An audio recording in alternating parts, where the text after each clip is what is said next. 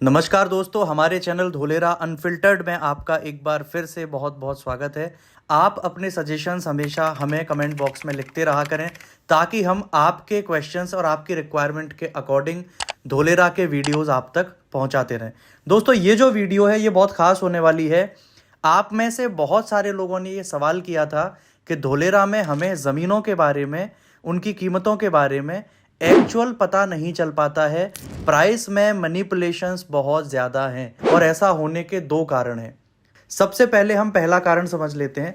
दोस्तों, जैसा कि हमको पता है कि यहाँ पर यानी कि धोलेरा स्पेशल इन्वेस्टमेंट रीजन में या तो गवर्नमेंट की ज़मीनें हैं या फिर यहाँ पर जो 22 गांव के किसान हैं उनकी ज़मीनें हैं। तो दोस्तों, क्या होता है कि गवर्नमेंट तो बड़ी बड़ी जो कंपनीज होती हैं, बड़े बड़े कॉरपोरेट्स होते हैं, उन्हें गवर्नमेंट ज़मीन देती है, उन्हें एलोकेट करती है। जैसे अभी रिन्यू पावर को दिया था कुछ वक्त पहले, या फिर टाटा को सेमीकंडक्टर हब बनाने के लिए गवर्नमेंट ने ज़मीन यहाँ पर दी है। तो दोस्तों, जो इस तरीके की बड़ी कॉरपोरेट डील्स होती हैं उन्हें गवर्नमेंट यहाँ पर फुलफिल करती है। लेकिन जब बात आती है यहाँ पर फार्मर्स की, तो जो 22 गाँव के किसान हैं और उनकी जो ज़मीनें हैं, यदि आप सीधे ही फार्मर से लैंड परचेज करते हैं तो आपको जो रेट्स मिलते हैं वो अलग मिलते हैं। लेकिन इसी लैंड को यदि किसी इन्वेस्टर ने परचेज कर लिया है पहले और अब आपको किसी इन्वेस्टर से खरीदने का मौका मिल रहा है, तो थोड़ा सा डिफरेंस आपको रेट में मिलता है। लेकिन यहीं अगर किसी इन्वेस्टर से या किसी फार्मर से, किसी बिल्डर या किसी डेवलपर या किसी कंपनी ने ज़मीन खरीदी है, तब ऐसी स्थिति में आपको उसी ज़मीन के जो प्राइस हैं वो एकदम ही अलग मिलने वाले हैं। अब यहाँ पर हम एक उदाहरण ले लेते हैं कि किसी भी ज़मीन की कीमत मान लीजिए धोलेरा में 1000 रुपये प्रति स्क्वायर यार्ड है।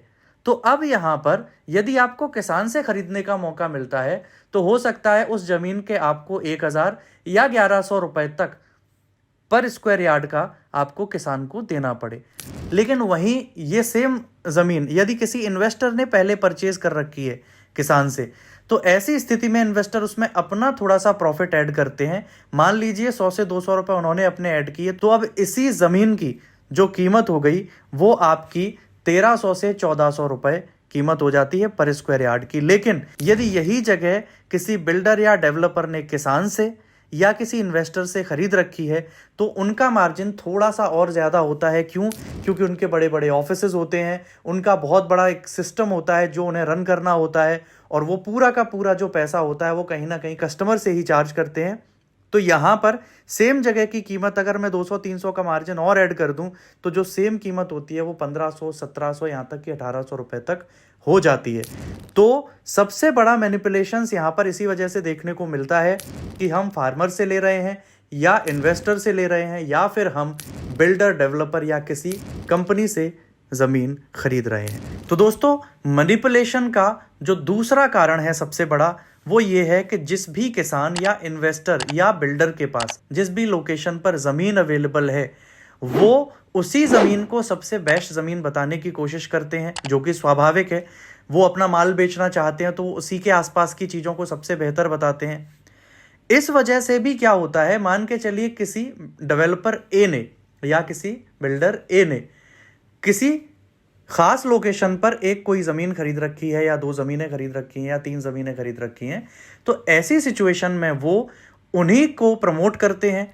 उनसे अगर कोई मिलता है तो वो उन्हीं के बारे में बताते हैं। उनके जो यूट्यूब चैनल्स होते हैं उसमें उसी जगह को सबसे ज़्यादा बढ़िया बताने की कोशिश की जाती है।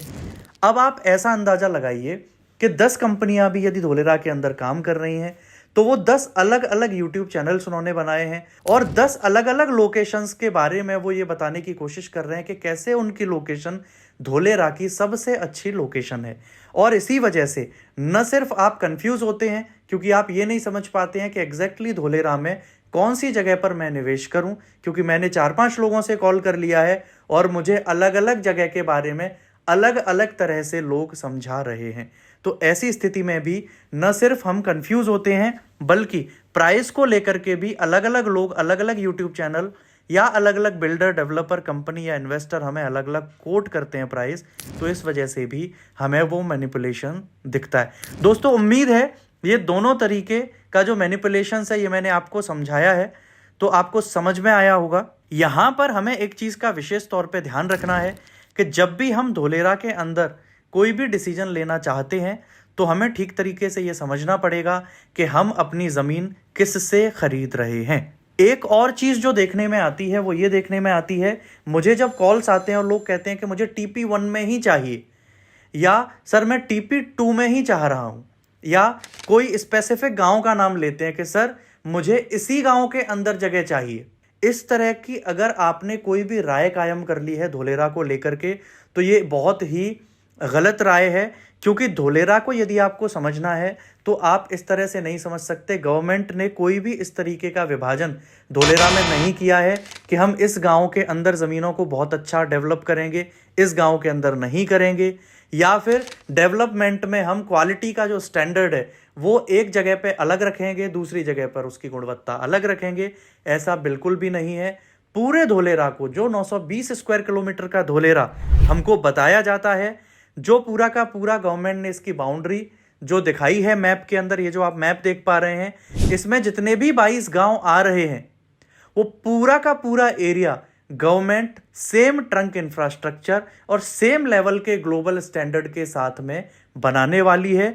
तो पूरे के पूरे धोलेरा को यदि आप नहीं समझ रहे हैं, गवर्नमेंट के प्रॉपर विजन के साथ नहीं समझ रहे हैं, तो आप कहीं ना कहीं किसी न किसी बिल्डर, किसी न किसी कंपनी, किसी न किसी इन्वेस्टर के ट्रैप में फंस सकते हैं। क्योंकि जब भी आप गूगल पे धोलेरा लिखते हैं तो आप देखेंगे कि गवर्नमेंट वेबसाइट तक तो आप पहुंच ही नहीं पाते हैं, या ऐसी जेन्युइन वेबसाइट्स तक तो आप पहुंच ही नहीं पाते हैं। उससे पहले ही एडवर्टीजमेंट इतना ज़्यादा हो रखा है, आप किसी न किसी ऐसे डेवलपर की वेबसाइट तक पहुंच जाते हैं जो आपको धोलेरा को अपनी ज़मीनों के हिसाब से समझाता है, और आपके दिमाग में एक राय कायम हो जाती है कि धोलेरा की फलां लोकेशन बहुत अच्छी है और फलां लोकेशन बहुत अच्छी नहीं है।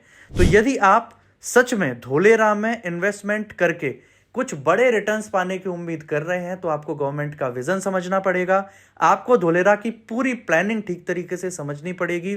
थोड़ा धैर्य के साथ आपको एज अ होल पूरा धोलेरा समझना पड़ेगा, तभी आप बेटर डिसीजन ले पाएंगे कि धोलेरा में कौन सी जगह आपके बजट, आपके पर्पस और आपके रिक्वायरमेंट के हिसाब से आपके लिए सही है। मुझे उम्मीद है ये वीडियो आपको पसंद आया होगा। यदि ये वीडियो पसंद आया है तो आप इसे लाइक करें, हमारे चैनल को सब्सक्राइब करें, ताकि आपको इस तरीके के अनकट, अनबायस्ड और रियल वीडियोस धोलेरा के बारे में मिलते रहें।